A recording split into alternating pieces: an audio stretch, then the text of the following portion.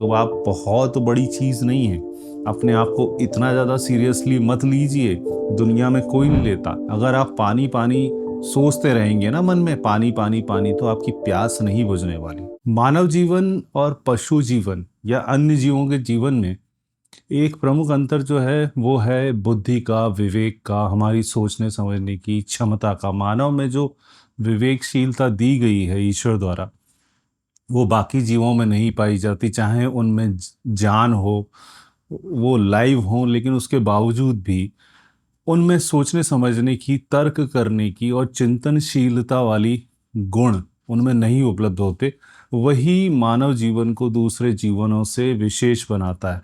लेकिन यही गुण जब प्रचुर मात्रा में, या कहूँ मैं कि नकारात्मक भाव में जब उसे यूज़ किया जाता है, तो यही थिंकिंग जो कि हमारा सबसे पॉजिटिव एस्पेक्ट है, वही हमारे लिए सबसे बुरा भाव हो जाता है, जो कि मानव को कष्ट पहुंचाता है। और ओवर थिंकिंग एक इतनी बड़ी समस्या है जिससे आदमी अगर जिसके ट्रैप में फंस गया तो उससे बाहर निकलना एक बहुत मुश्किल कहानी हो जाती है। तो आज के इस वीडियो में मैं वही कोशिश करूंगा कि आपको कुछ टिप्स दूं, कुछ एक ऐसे अवयव बताऊं जिसकी सहायता से आप ओवर थिंकिंग को हरा सकते हैं और अपना जीवन सुचारू रूप से जी सकते हैं। ओवर थिंकिंग अगर देखा जाए तो एक ऐसा विष है, स्लो पॉइजन है, जो एक बार आपके अंदर आ गया, आपके दिमाग में घुस गया, तो धीरे धीरे धीरे धीरे घुन की तरह वो आपके मस्तिष्क को खाना शुरू कर देगा और आपकी सोचने समझने की क्षमताएं, कुछ कार्य करने की जो शक्ति है, ऊर्जा है, उसका क्षय करेगा और धीरे धीरे आपको बिल्कुल निष्क्रिय बना देगा, डिप्रेशन में ले जाएगा, आपको अवसादग्रस्त कर देगा, निराश भाव आपके अंदर परमानेंट सेट कर देगा अगर आपने ओवर थिंकिंग को कंट्रोल नहीं किया। क्योंकि आपकी थिंकिंग लेयर्स में काम करती है। आपने सोचा कि ये होगा, फिर उसके बाद वो होगा, फिर उसके बाद उसके परिणाम स्वरूप ये होगा या हो जाएगा, और उसके परिणाम स्वरूप फिर ये होगा, तो ये तो बहुत बड़ी परेशानी हो जाएगी। भाई, यहाँ से आपने सोचना शुरू किया था, जब वो बेसिस ही आपका केवल चिंतन पे ही था, वो भी घटना घटित नहीं हुई है, लेकिन आप पहुंच गए हैं उसके 7वें पायदान पे, और वहां पे आप सोच रहे हैं कि भाई अब ये चीज़ घटित हो गई है। क्योंकि आपको जब ओवर थिंकिंग ट्रैप में फंस जाते हैं तो आपको लगता है ये घटनाएं तो होने वाली हैं, ये तो भैया अवश्यम भावी हैं और ये होंगी। और फिर आप भय युक्त होना चालू करते हैं और आपको अंदर से वो कचोटना और डराना शुरू करती हैं वो परेशानियां, वो परिस्थितियां जो आपने अपने दिमाग से उपजाई हैं। तो पहली कोशिश जो आपको करनी चाहिए जिससे ओवर थिंकिंग से आप दूर रहें, थोड़ा सा अवॉइड कर पाएं, वो है, इसकी प्रॉब्लम में ही इसका सॉल्यूशन है कि भाई ओवर थिंकिंग आप कब करेंगे? जब आप पैसिवली बैठे होंगे, लेटे होंगे, सुस्ता रहे होंगे, तभी आप सोचेंगे। जब आप एक्टिवली किसी क्रिया में इन्वॉल्व हैं, किसी कार्य में इन्वॉल्व हैं, कुछ एग्जीक्यूट कर रहे हैं किसी काम को, तो थिंकिंग आपकी केवल उसी पॉइंट तक सीमित रहेगी। लेकिन जब आप फ्री बैठे हैं, बिल्कुल वेले बैठे हैं और आपके पास करने के लिए कुछ नहीं है, क्योंकि आपने ऐसी हॉबी जनरेट नहीं की है, आप खाली दिमाग शैतान का घर, और आपके दिमाग में फिर वो उलझुल ख्याल उलांचे मारना शुरू कर देंगे। तो कोशिश करें अपने आप को जितना व्यस्त रख सकें, अपनी हॉबी जनरेट करें, टीवी देखें, सोशल मीडिया पे जाएं, या जो भी क्रियाकलाप आपको एक्टिवली एक्टिव रखे, ना कि आपको पैसिव कर दे और आप केवल ऑब्जर्वर की भांति चीज़ों को ग्रहण कर रहे हैं। आप उसमें पार्टिसिपेट कीजिए, चाहे सोशल मीडिया हो, चाहे कोई भी चीज़, पुस्तक पढ़ रहे हैं, या जो भी आप हॉबी जनरेट करें, उन हॉबीज़ को परस्यू करें जिससे आप एक्टिव रहें, आपकी एनर्जी का यूटिलाइजेशन करें। इसी चीज़ से सेकंड पॉइंट निकलता है कि भाई लॉ ऑफ एनर्जी कंजर्वेशन जो है, कि energy neither can be created nor can be destroyed, it can be only transfer into one form to another. तो वो हमारे जीवन में सबसे सटीक बैठता है। और कहूँ तो ये एक रामबाण चीज़ है। जैसे इस चीज़ को अगर आपने, इस मंत्र को मान लिया कि आपके अंदर निरंतर ऊर्जा का प्रवाह हो रहा है, उस ऊर्जा को अगर आपने सकारात्मक भाव में यूज़ नहीं किया, तो ये अवश्यम भावी है कि वो नकारात्मक भाव में जाएगी। तो उसको चैनलाइज करना, ऊर्जा को, बहुत ज़्यादा ज़रूरी है, अपने शारीरिक स्तर पे और अपने मानसिक स्तर पे भी। तो उस ऊर्जा को आप वे देना चालू कीजिए, धीरे धीरे चैनलाइज करना शुरू कीजिए, वरना वो नकारात्मकता की तरफ वो चला जाएगा और आपके मन आपको परेशान करेगा उन नकारात्मक भाव पे, ओवर थिंकिंग वाले चीज़ों पे कंसंट्रेट करने के लिए। तीसरी चीज़ जो आपको करनी चाहिए वो है कि अपने माइंड को थोड़ा सा ऐसा ट्रेंड कीजिए कि वो जब विचार मन में आए, कोई भी विचार आता है और ओवर थिंकिंग की तरफ आपको लगता है कि चीज़ें जा रही हैं, तो आपको तुरंत वहाँ पे अलर्ट हो जाना चाहिए, अलार्म आपका सेट होना चाहिए कि आपके अंदर दर्शक और दृश्य के बीच में दृष्टा भाव आना चाहिए। आप स्वयं ही किसी चीज़ को सोच रहे हैं, किसी चीज़ के बारे में सोच रहे हैं, तो वहाँ पे आप दर्शक भी हैं और वो दृश्य भी आप देख रहे हैं। एक तीसरी जो बुद्धि है, जो विवेक है, जो दृष्टि आपके अंदर पैदा होनी चाहिए दृष्टा की, जो उन दोनों चीज़ों को देख रहा है, आपको भी देख रहा है और उस थॉट को भी देख रहा है और समझ रहा है कि ये थॉट नकारात्मकता की तरफ जा रही है। वही आपको अलार्म पैदा करके देगा और आप तुरंत सचेत हो जाएंगे कि भाई ये जो विचार आ रहा है भैया, मेरे को इसके आगे नहीं सोचना है, भाड़ में जाए, जो होगा सो देखेंगे भैया, यहीं पे रुक जा, लात मार के भगा दीजिए उस विचार को, वहीं पे वो रुक जाएगा।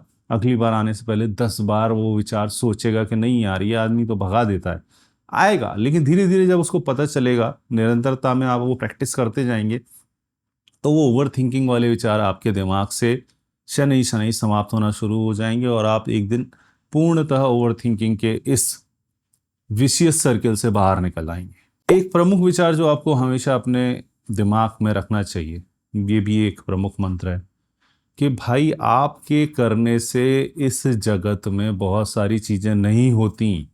ना आपके होने से पहले ये चीज़ें रुकी थी, ना आपके होते हुए रुकेंगी और ना आपके जाने के बाद रुकेंगी। तो आप बहुत बड़ी चीज़ नहीं है, अपने आप को इतना ज़्यादा सीरियसली मत लीजिए, दुनिया में कोई नहीं लेता। क्योंकि इस पूरी सृष्टि में आप तिनके से भी छोटा सा अनंत उसका जो भाग कर दिया जाए, उससे ज़्यादा आपकी वैल्यू नहीं है। कोई आपको इतना सीरियसली नहीं लेता भाई, अपने आप को इतना सीरियसली मत लीजिए।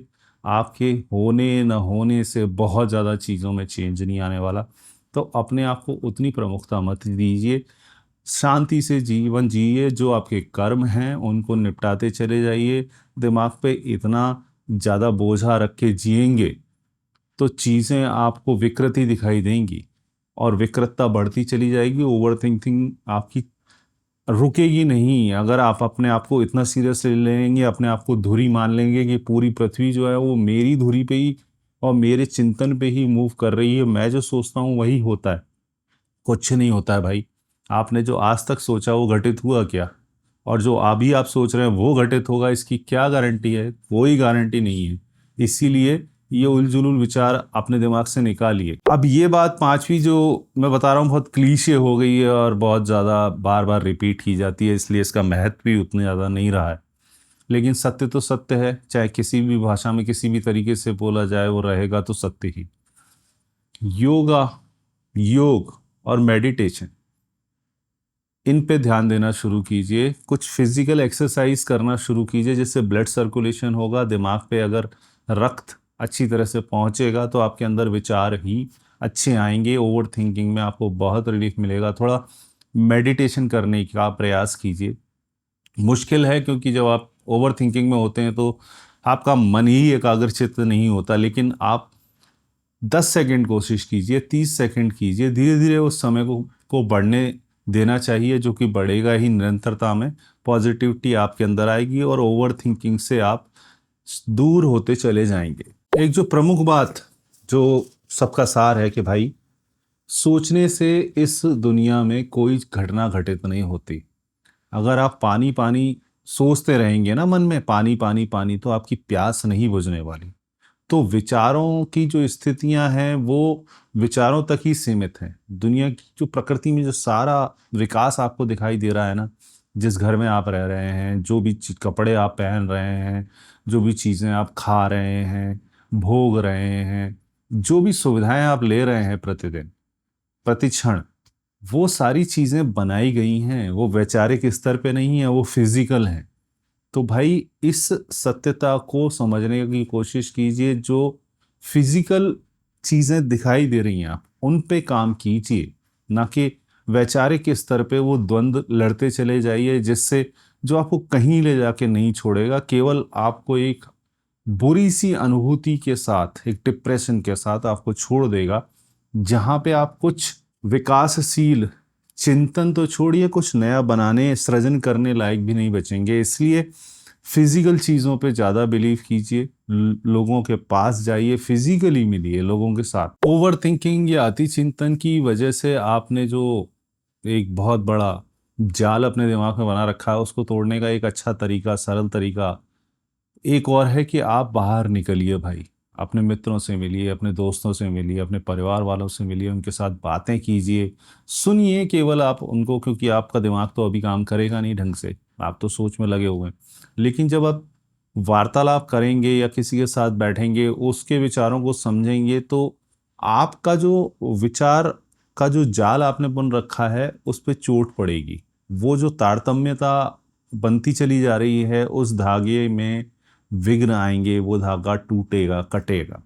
तो भाई लोगों से मिलिए, ज़्यादा से ज़्यादा लोगों से फिजिकली जुड़ना शुरू कीजिए, क्योंकि अकेले रहेंगे तो आप अपनी ओवर थिंकिंग को और खाद देंगे और पानी देंगे। तो भाई इससे निकलने का एक जो सबसे सरल तरीका हमेशा मौजूद रहता है, बाहर निकलिए, घर से बाहर निकलिए, लोगों से मिलिए, लोगों के साथ अपने इमोशंस शेयर कीजिए। ये वाले नहीं कि ओवर थिंकिंग को आपको भी मालूम है कि नहीं समझा पाएंगे आप, क्योंकि वो आप खुद ही नहीं समझ पाते। सिंपल मिलिए, केवल उनसे नॉर्मल बातें कीजिए, आपको बहुत राहत मिलेगी। चलिए, बेस्ट ऑफ लक, आगे फिर करते हैं ऐसे ही विषयों पर चर्चा। जय हिंद, जय भारत।